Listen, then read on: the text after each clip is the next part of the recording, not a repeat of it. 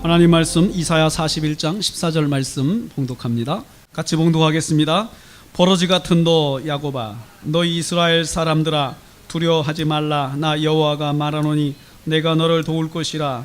내 구속자는 이스라엘의 거룩한 이이니라. 아멘. 오늘 말씀은 그래도 하나님의 자녀입니다 라는 제목으로 은혜 받기를 원합니다. 이사야서 이 말씀은 우리가 큐티한 말씀인데요, 이스라엘의 회복을 위해서 하나님께서 일하시겠다라는 그 약속의 말씀이 진행되고 있는 가운데 이제 41장 14절 말씀에서 하나님께서 굉장히 강하게 말씀하십니다. 버러지 같은 너 야곱아, 그리고 너희 이스라엘 자손아, 사람들아, 이렇게 이스라엘 백성을 부르십니다.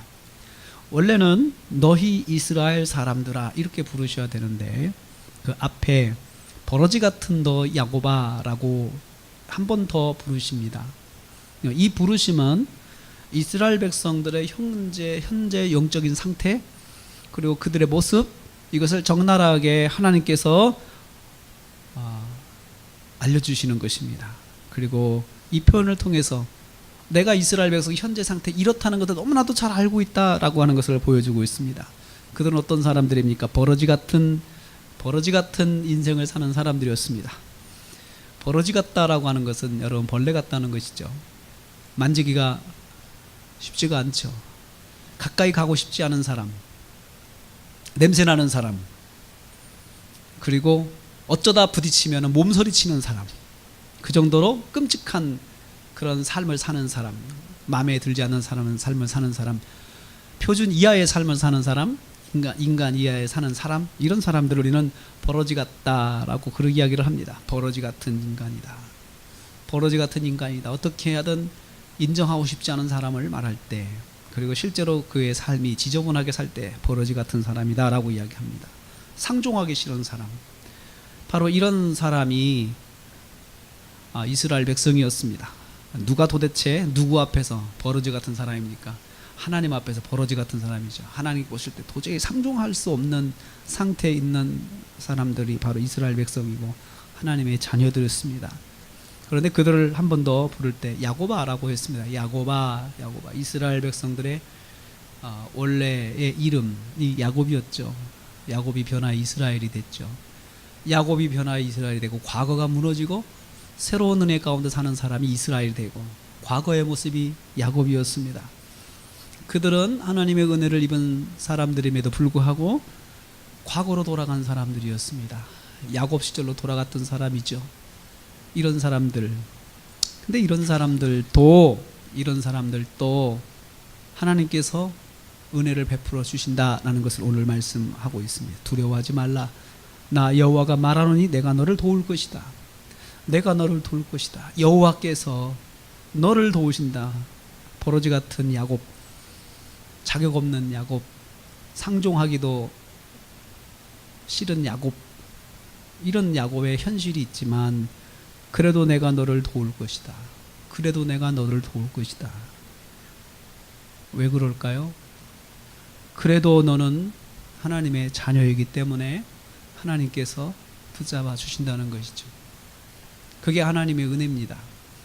이스라엘 백성이 받은 하나님의 은혜는 자격이 없지만, 부끄럽지만, 손이 부끄럽지만, 그들의 삶이 부끄럽지만 하나님께서 그들을 다시 붙들어 주시고 도와주신다고 하는 것입니다. 그렇기 때문에 비록 이제 망하여서 하나님께 징계를 받고 그들이 포로 생활을 하고 어려운 삶 가운데 있지만 두려워할 필요가 없다. 왜냐하면 하나님께서 너희를 이제 다시 일으켜 세우실 것이기 때문에 소망을 가지라라는 말씀입니다.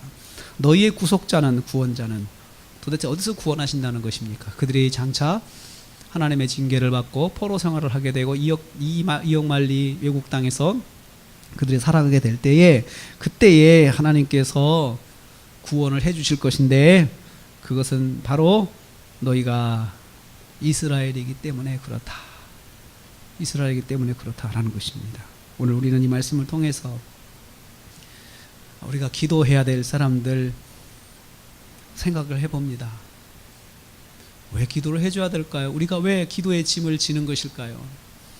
하나님께서 그래도 그분들을 하나님의 자녀로 삼으시기를 원하시기 때문에 그 하나님의 마음을 우리가 안다면 우리는 다시 기도할 수 있습니다. 그래도 하나님의 자녀이기 때문입니다. 하나님께서 자녀로 품으신다면 나도 자녀로 품어야 되겠죠. 하나님께서 받아주신다면 나도 받아줘야 되지 않겠습니까? 그것이 하나님을 믿는 우리의 모습이죠. 내가 너를 도울 것이다 라고 하나님 말씀하시면 우리도 도울 것이다, 함께 도와야 되는 것이 우리의 사명입니다. 하나님께서 구원해 주시겠다라고 하면 우리도 함께 그 구원에 동참하고 또 함께 구원의 역사에 함께 힘을 보태는 것이 마땅한 우리의 모습입니다. 그래서 우리가 오늘도 기도하는 것입니다. 우리의 태신자들, 또 우리가 기도로 도와줘야 될 분들, 또 우리의 성도들, 우리 나라와 민족, 또 선교진 여러분들, 그리고 또 열방 가운데서 하나님의 자녀로 택함받은 알지 못한, 우리가 알 수 없는, 그렇지만 분명히 하나님께서 교회로 세우신, 부르신 보이지 않는 교회들을 위해서 우리는 그들의 복음을 위해서 기도해야 될 줄로 압니다. 그리고 지금도 이슬람 지역에서 수많은 이슬람인들이, 많은 이슬람 사람들이 하나님께 돌아오고 하나님의 복음을 듣기 위해서 목마르게 목타게 복음에 있는 곳을 찾아다니는 사람들이 있는데 그들을 위해서 기도해야 될 것입니다.